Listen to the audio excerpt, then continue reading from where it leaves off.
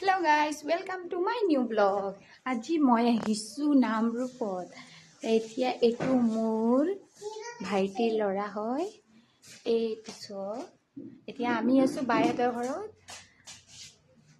আমি আহিছো আনিশা ঘৰত। এইটো আনিশা। চাও আনিশা। এইটো আনিশা, এইটো আয়ান খেলি আছে তাৰ ভনীয়েকৰ লগত। আৰু এইটো হলো আমি। মই তাৰ পেহী হয় ন বাবু, মই তোমাৰ পেহী।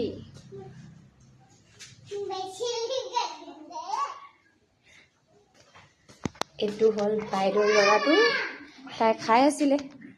আৰু সেইটো হল মোৰ বাই, চাহ বনাই আছে আমাৰ কাৰণে। আৰু এইটো আমি।